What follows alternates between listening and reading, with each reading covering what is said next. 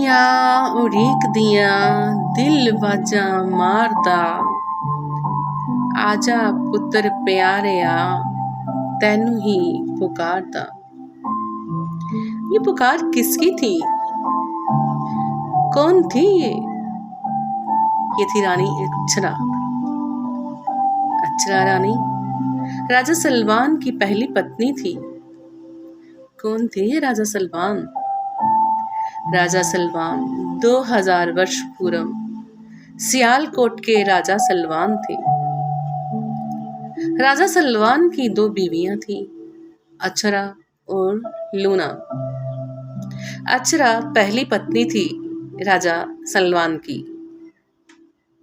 बहुत देर के बाद महात्माओं के आशीर्वाद से उनके घर पुत्र ने जन्म लिया, लेकिन ज्योतिषियों के कहने पर राजा सलमान ने पुत्र को 12 वर्ष के लिए भोरों में डाल दिया, क्योंकि ज्योतिषियों का कहना था कि 12 वर्ष तक आप पुत्र का मुंह नहीं देखेंगे, नहीं तो आपके लिए बुरा होगा।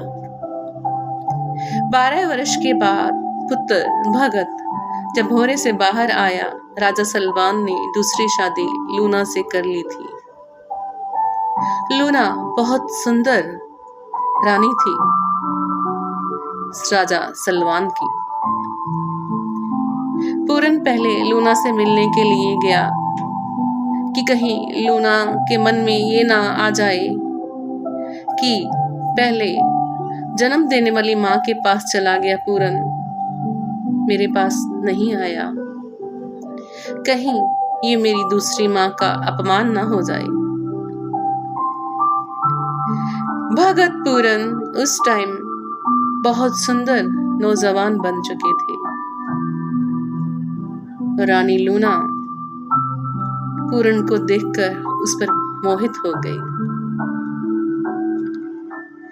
पूरन ये देखकर मन में बहुत दुखी हुआ और माता से बोला, माँ आप मेरी माँ हैं, आप ऐसा मत सोचिए, ये गलत बात है, मैं आपका बेटा हूं। लेकिन लूना नहीं मानी। ये देखकर भगत जल्दी से महल से बाहर आ गया। लूना ने इसको अपना अपमान माना। जली भुनी लूना रात को राजा का इंतजार करने लगी। राजा जब लूना के पास आया तो उसने अपना रूप ऐसा बना लिया कि राजा देखकर हैरान हो गया कि लूना तुम्हें क्या हुआ है? तुम्हारे वस्त्र फटे क्यों पड़े हैं? ऐसे इस अवस्था में क्यों बैठी हो? लूना झूठ ही राजा से बोली कि मेरा ये हाल पूरन ने किया है। राजा को बहुत गुस्सा आया और उसने पूरन को सजाए मौत दे दी। जल्लादों को बुलाया, ले जाओ इसको। जल्लाद पूरन को ले गए। रास्ते में सारी प्रजा रो रही थी। उधर अक्षरा अपने बेटे का इंतजार कर रही थी और इधर जल्लादों ने क्या किया, पूरन को देखकर उनको तरस आ गया। उन्होंने पूरन के हाथ पैर काटे और एक सूखे कुएं में फेंक दिया। जल्लादों के जाने के बाद वहां एक योगी आए,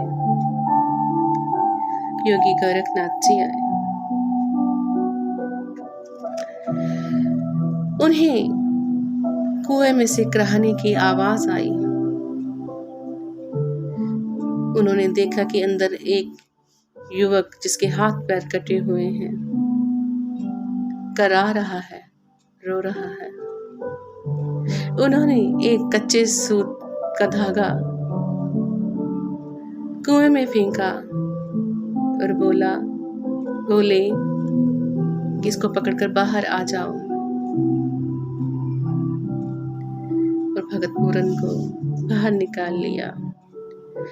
पूरन जी ने अपनी सारी व्यथा सुनाई गोरखनाथ जी पूरन को अपने साथ ले गए और अपना चेला बना लिया। अब भगत पूरन की जो महिमा थी वो बहुत फैल चुकी थी। ज्ञान प्राप्त कर लिया था इन्होंने।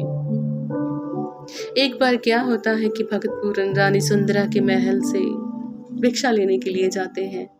रानी सुंदरा उनको देखकर मोहित हो जाती है और एक मोतियों से भरा थाल पूरन भगत जी को देती है। जब अपने गुरु के पास लेकर जाते हैं तो गुरु बोलते हैं कि हमें मोतियों की कोई आवश्यकता नहीं है, हमें तो भोजन चाहिए। रानी सुंदरा को वापस देने जाते हैं। रानी सुंदरा बहुत मान सम्मान करती है योगियों का, आती है और बहुत बढ़िया भोजन बनाती है और खिलाती है। गुरु प्रसन्न होते हैं और कहते हैं कि मांगो क्या चाहिए। तो रानी सुंदरा कहती है कि मुझे तो पूरन चाहिए। गुरु पूरन भगत की शादी रानी सुंदरा से करवा देते हैं, लेकिन रानी सुंदरा को जब भगत पूरन ज्ञान देते हैं, आत्म ज्ञान देते हैं, तो रानी सुंदरा कहती है कि आप जाओ, आप यहाँ मेरे साथ सुखी नहीं रहोगे। अब मुझे आत्म ज्ञान हो गया है, मैं रह लूंगी। आप जैसे खुश रहना चाहते हो वैसे रहो। भगत पूरन एक बार क्या होता है, वहीं अपने पिता के राज्य में जाते हैं, सियालकोट। उनकी महिमा दूर दूर तक फैल चुकी होती है, क्योंकि इनको आत्म ज्ञान हो गया होता है। भगवान के प्यारे भगत होते हैं और इनके ऊपर बहुत से लोगों को श्रद्धा होती है। क्या होता है, वहां माता अक्षरा भी आती है। जब उनको पता चलता है कि भगत पूरन शहर में आए हुए हैं, माता अक्षरा रो रो कर अंधी हो चुकी होती हैं। जब अपने पुत्र के पास आती हैं तो उनकी आंखों की रोशनी भी वापस आ जाती है। इधर राजा भी रानी लूना के साथ आता है। रानी लूना जो कि बहुत प्रायश्चित कर रही होती है कि मैंने अपने पुत्र को झूठ इल्जाम लगवाकर कुएं में फेंकवा दिया, हाथ पैर कटवा दिए। वो भी पूरन भगत को देखकर माफी मांगती है, मुझे माफ कर दो बेटा, मैंने बहुत बड़ा गुनाह किया। पूरन भगत माफ कर देते हैं और उनको आशीर्वाद देते हैं कि आपके एक बेटा पैदा होगा जो बहुत नाम कमाएगा। पिता कहते हैं कि बेटा मेरे साथ चलो, राजगद्दी पे बैठो, लेकिन पूरन भक्त नहीं चाहते।